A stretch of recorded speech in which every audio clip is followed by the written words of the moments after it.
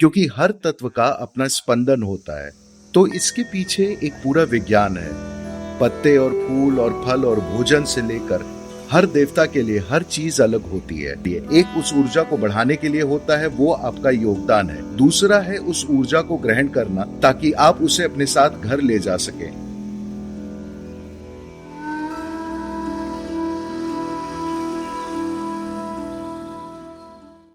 तो यही एकमात्र संस्कृति है जो साफ साफ समझती है कि ईश्वर को हमने बनाया है। हर जगह लोग सोचते हैं कि भगवान ने उन्हें बनाया है। यहाँ हम जानते हैं कि वो हम हैं जिन्होंने देवताओं की रचना की है। इस देश में देव निर्माण की एक पूरी तकनीक है कि आप चाहे जैसा देवता बना सकते हैं। The science or the technology of gardening. देव निर्माण का विज्ञान या तकनीक इन अर्थों में है कि हमने समझा कि अस्तित्व में हर जगह एक ही ऊर्जा है। ये एक पत्थर हो सकती है, ये एक पेड़ हो सकती है, एक फूल हो सकती है, फल हो सकती है, ये एक जानवर हो सकती है, एक पक्षी, एक मनुष्य हो सकती है। तो अगर एक पत्थर मनुष्य बन सकता है, देखिए जो मिट्टी था, जो वहाँ कीचड़ था, वो भोजन बन गया। जो भोजन था वो यहाँ सिकंदर महान के रूप में बैठा है। हाँ या ना? तो अगर मिट्टी सिकंदर महान बन सकती है, तो क्या हम उसे कुछ और बनने के लिए परिष्कृत नहीं कर सकते? तो हमने इसे समझा। इसे प्राण प्रतिष्ठा का विज्ञान कहा जाता है। अगर ये मिट्टी एक मनुष्य, एक पेड़, एक फूल, एक फल बन सकती है, अगर आप सही ताल पैदा करते हैं, तो ये एक दिव्य इकाई बन जाएगी, ये एक दिव्य उपस्थिति बन जाएगी। यही प्राण प्रतिष्ठा का पूरा विज्ञान है। इसलिए लोगों ने अलग अलग तरह के देवी देवता बनाना शुरू कर दिया, विभिन्न उद्देश्यों के लिए विभिन्न तरह के देवी देवता। ये सिर्फ विश्वास प्रणाली नहीं है।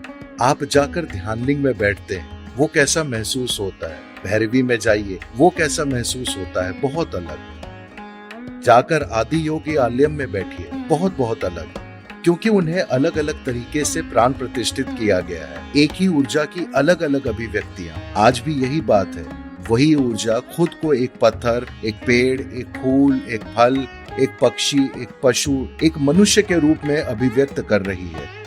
वही चीज अगर उसे उसकी सबसे सूक्ष्म संभावना तक ले जाया जाए तो वो दिव्य बन जाती है।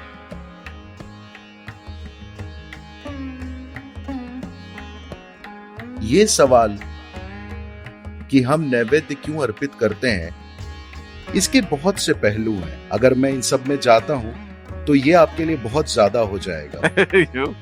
पर एक सरल चीज है, भक्ति। इसके पीछे एक विज्ञान है, लेकिन जो चीज जरूरी है वो है भक्ति। नैवेद्य दो तरह के होते हैं। एक बस भगवान को दिया जाता है और दूसरे को बस वहां रखकर लोगों को दे दिया जाता है। तो ये दो अलग तरह के नैवेद्य होते हैं। एक आपके लिए, एक उनके लिए। एक उस ऊर्जा को बढ़ाने के लिए होता है, वो आपका योगदान है। दूसरा है उस ऊर्जा को ग्रहण करना ताकि आप उसे अपने साथ घर ले जा सके। तो ये दो अलग पहलू हैं। ये एक बहुत ही विस्तृत प्रणाली है। हम सभी देवी देवताओं को एक सा नैवेद्य नहीं चढ़ाते, ये बहुत अलग है। वो ऊर्जा जो उन्हें चाहिए, हम वही उन्हें अर्पित करते हैं। उदाहरण के लिए ध्यान लें, कोई अर्पण नहीं, उन्हें कुछ नहीं चाहिए। अगर उस मंदिर में अगले 1000 सालों तक भी कोई नहीं जाता और आप 1000 साल बाद वापस आते हैं तो भी वो वैसा ही रहेगा। वे वहीं बैठे रहेंगे। वे एक योगी हैं, उन्हें किसी के ध्यान की जरूरत नहीं है। मगर भैरवी इस तरह नहीं है। हमें हर रोज उन्हें अर्पण करना पड़ता है, हमें उनकी देखभाल करनी पड़ती है। अगर आप उनकी देखभाल ना करें तो शुरू में वे क्रोधित होंगी, उसके बाद वे विलीन हो जाएंगी, और जब वो नाराज हों तब मैं यहाँ नहीं रहना चाहता। तो उन्हें बहुत अलग अलग तरीके से बनाया गया है। इसलिए हर तरह के देवी देवता के लिए हमारे पास एक खास तरह का नैवेद्य है जो उस तरह की ऊर्जा को पोषित और सहयोग करता है। तो इसके पीछे एक पूरा विज्ञान है।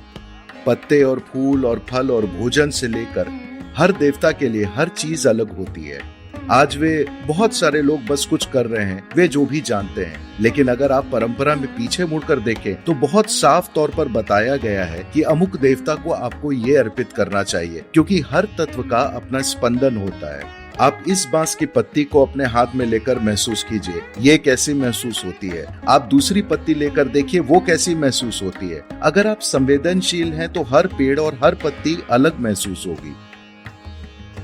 अगर आप इसकी ओर संवेदनशील नहीं हैं, तो सब कुछ आप हर चीज को नजरअंदाज कर आगे बढ़ सकते हैं।